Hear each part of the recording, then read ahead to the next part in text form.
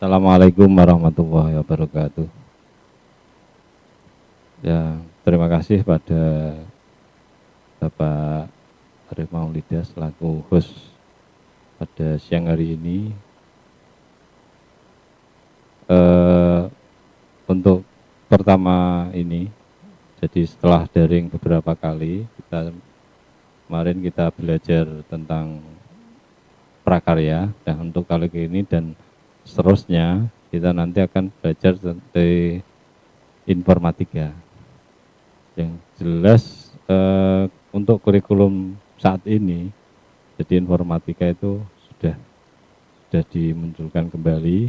Ini untuk buku-bukunya, kebetulan ini untuk buku yang informatika yang kelas 8 dan kelas 9, ini buku yang sekolah elektronik itu memang belum diterbitkan mungkin.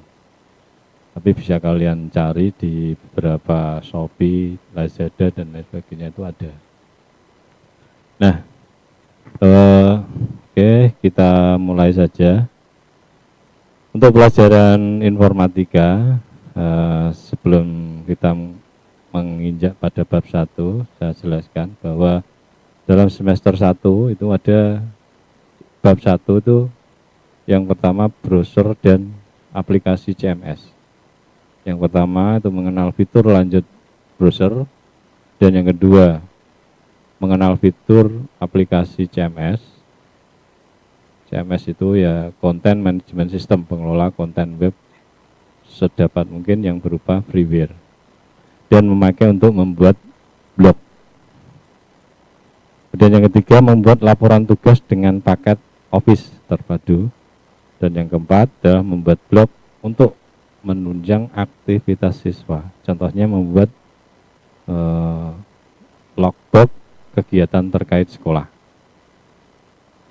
Kemudian di bab 2 yaitu sistem komputer. Yang pertama memahami fungsi sistem komputer, diantaranya hardware dan operating system, yang memungkinkannya untuk menerima input, menyimpan, memproses, dan mengoutputkan data sesuai dengan spesifikasi. Dan yang kedua menjelaskan mekanisme di sistem komputer. 3, menjelaskan bagaimana data disimpan dan diproses dalam unit pengolahan logika dan aritmatika. Dan di bab 4 mengolah data dan angka pada aplikasi Office. Di sini yang pertama memahami bahwa setiap aplikasi menyimpan data sesuai representasinya. Bisa berupa Word doc, Excel, tabel, PPT, slide. Dan yang ketiga memahami pengolahan data menggunakan fitur lanjut aplikasi Office. Dan 3, mengenal model komputasi umum. 4, mengolah data dengan pengolah angka untuk menghilangkan error, menyatakan hubungan atau memudahkan untuk diproses komputer. Dan yang kelima merancang algoritma untuk mengotomasi pengumpulan data dan pengolahan data. Dan yang bab keempat adalah bahasa pemrograman. Jadi yang pertama memahami bahwa sebuah program dapat didekomposisi menjadi subprogram. Yang kedua, memahami persoalan komputasi dan mengusulkan solusinya. 3, mengimplementasi sebuah program yang memakai atau mengandung subprogram, prosedur, dan fungsi. 4, merancang solusi untuk suatu persoalan dengan mempertimbangkan beberapa keinginan dan mengetes program untuk memenuhi kepentingan. 5, jika dimungkinkan, nanti membuat robot yang mampu mengerjakan tugas sederhana dari kita yang disediakan, catatan robot berupa sistem komputer atau hanya perangkat lunak, baik visual ataupun tak ketinggalan. Itu adalah beberapa bab yang ada di materi informatika kelas 9 semester 1. Oke. Untuk kali ini kita akan membahas tentang pengertian browser. Di bab 1 tadi kan browser dan aplikasi CMS. Yang pertama ini kita akan membahas tentang browser dulu. Pengertian browser dan web browser. Browser itu apa? Browser adalah suatu aplikasi atau program yang dijalankan pada perangkat komputer untuk melihat konten yang ada pada media www atau World Wide Web dengan memanfaatkan jaringan internet. Jadi browser itu adalah alat perangkat lunaknya untuk mengakses informasi yang ada di internet pada media www. Kemudian web browser sendiri itu adalah aplikasi atau perangkat lunak yang digunakan mengambil, menyajikan, dan melintasi berbagai sumber informasi yang ada di dalam jaringan internet atau www. Jadi sebetulnya ada persamaan antara browser dan web browser. Nah, sumber-sumber informasi yang bisa kita dapatkan itu seperti apa? Nah, sumber-sumber informasi yang dimaksud itu terdiri dari berbagai macam bentuk. Contoh atau seperti misalkan berupa halaman situs, kemudian berupa gambar, JPG, dan lain sebagainya, terus video, berupa video, atau berupa infografis, jadi info-info yang berupa grafis atau konten dan yang lainnya. Ini adalah tentang mengenai pengertian browser dan web browser. Kita lanjut. Jadi setelah kita memahami tentang browser itu apa, dan sekarang fungsi browser. Fungsi browser sendiri itu adalah ada 5 di sini. Yang pertama itu adalah membuka laman website. Jadi saat kita kalau mau mencari atau berselancar di internet, itu tentunya kita harus punya aplikasi browser yang digunakan untuk membuka laman website. Seperti www.google dan lain sebagainya itu. Atau juga di dalam browser sendiri, itu ketika kita tidak tahu alamat yang pasti, itu dengan sendirinya browser itu akan mencari sesuai dengan kata kuncinya, ya, keywordnya seperti itu. Yang kedua, memastikan keamanan suatu web. Nah, di sini fungsi browser itu seperti itu. Biasanya di saat kita menggunakan web browser atau browser itu ada semacam autentik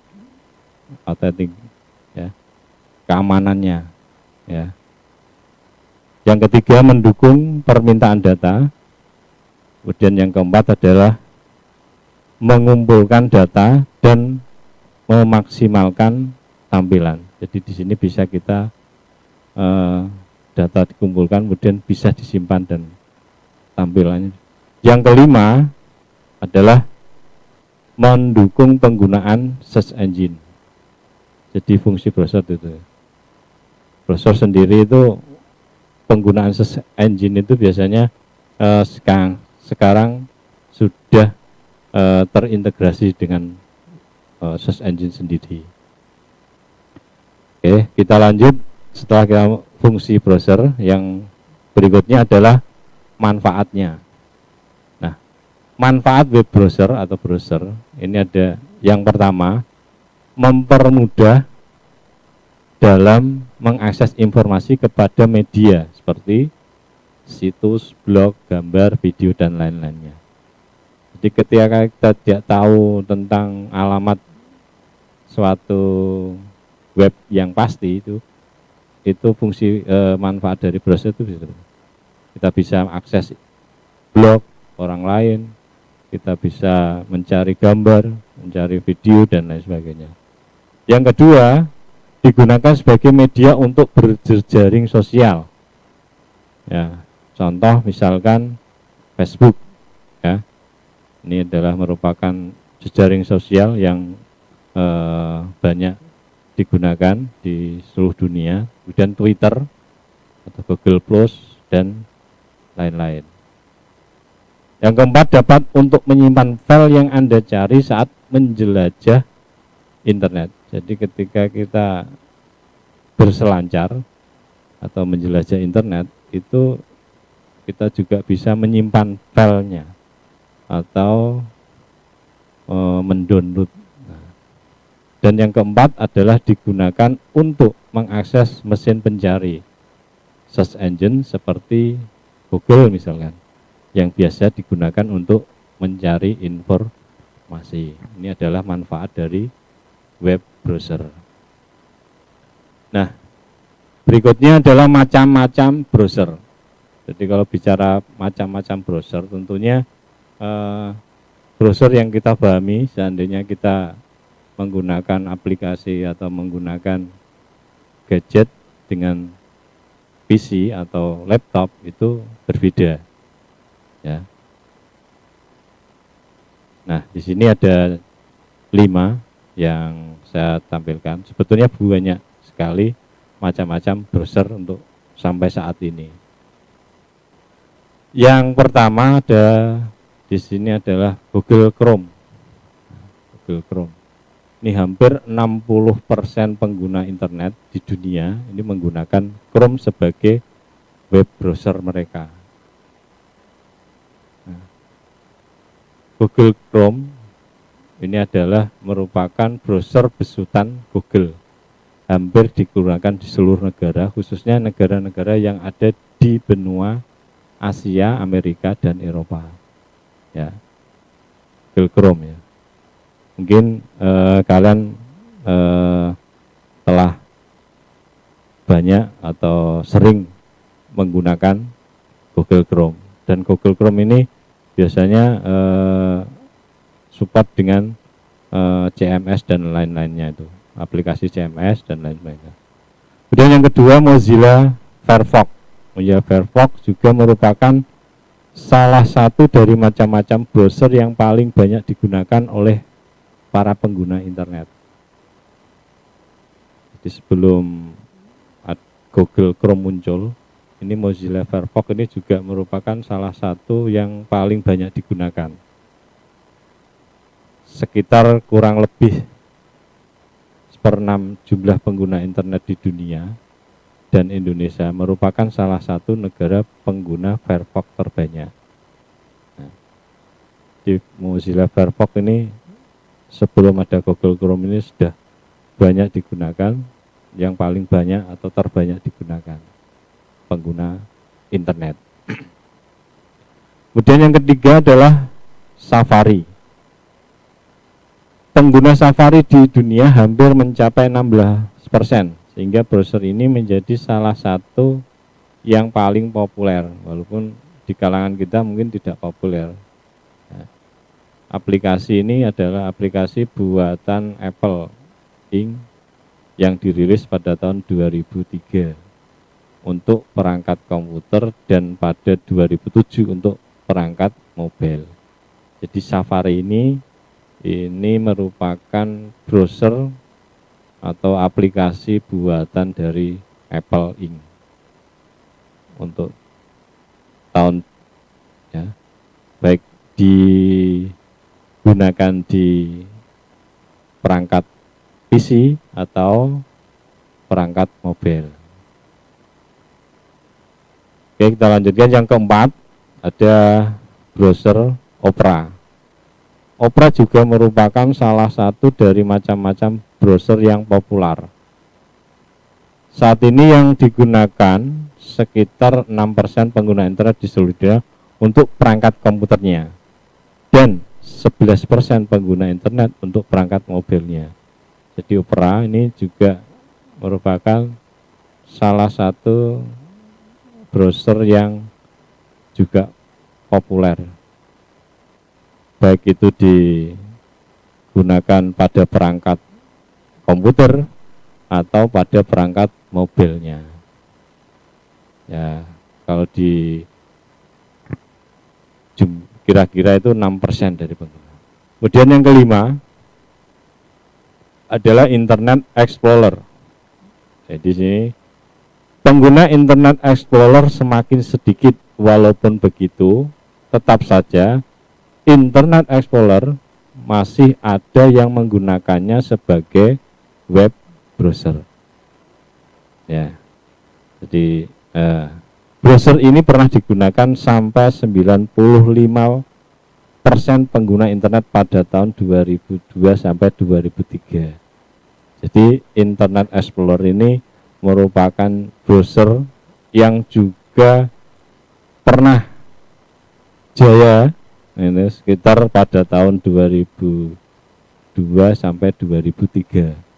Walaupun saat ini pengguna Internet Explorer ini semakin sedikit. Ya.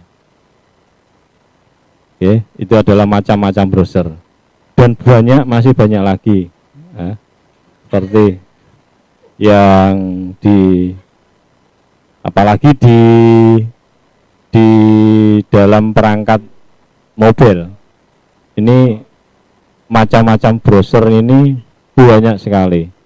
Ada UC browser, kemudian ada dan lain-lain sebagainya lah, banyak. Dan itu adalah macam-macam browser. Oke, kita lanjutkan. Nah, kita lanjutkan pada tentang bagian-bagian dari browser. Bagian-bagian dari browser, jadi kalau kita perhatikan dari 5 macam browser yang sudah saya tampilkan tadi, ini bagian-bagiannya itu hampir ada kesamaan. Yang pertama status bar. Status bar adalah kotak di bagian bawah jendela browser Anda. Nah, di sini menampilkan segala macam informasi tergantung apa yang Anda lakukan pada saat itu. Status bar. Kemudian ada address bar. Ini kotak bagian jendela browser yang digunakan untuk menampilkan seluruh URL atau alamat situs untuk mengetik. Kemudian title bar. Ini bar judul yang ada di bagian paling atas. Ini bagian paling atas jendela. Jadi yang menunjukkan alamat atau judul yang saat itu kita kerjakan. Itu. Kemudian toolbar. Nah, toolbar adalah ikon perusahaan browser yang ada pada bagian atas kanan jendela di bawah title bar. Di sini bisa kita lihat toolbar, tombol back, home, refresh, dan lain-lain. Mungkin nanti setelah ini bisa saya tampilkan sedikit tentang browser itu, dengan display. Oke.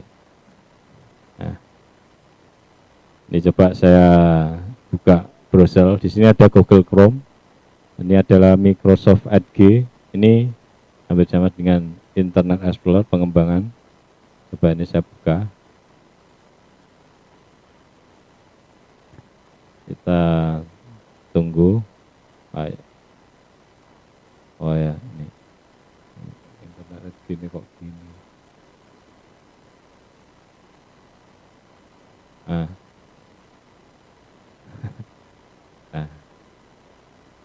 Nah, di sini. Nah, ini adalah bagian-bagian ini yang harus kita pahami. Di sini ada address bar, ini. Terus toolbarnya di sini ada bagiannya ada tombol back, tombol go atau refresh atau reload. Nah, di sini adalah jendelanya, display jendela dari suatu browser. Misalkan kita mengetik detik.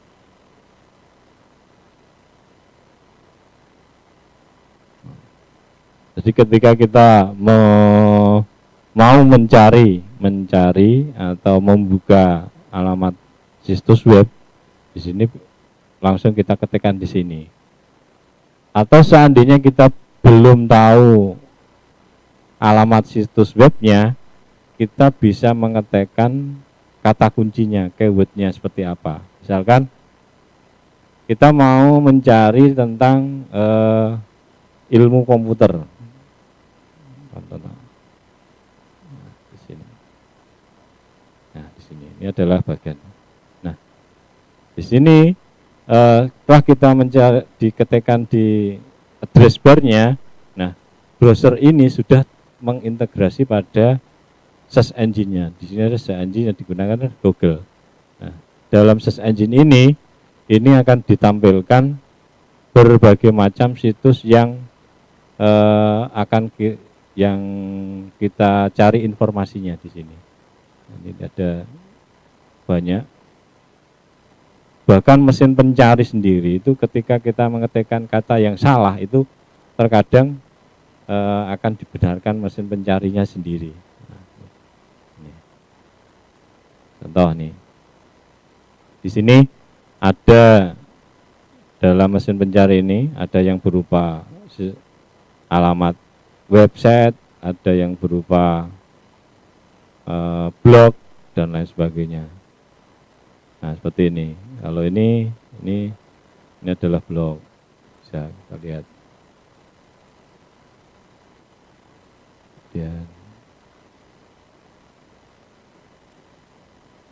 nah, ini juga alamat situsnya. Nah, kita. Oke. Demikian untuk saat ini yang bisa saya sampaikan mengenai yang bab yang pertama itu tentang browser dan lebih lanjut tentang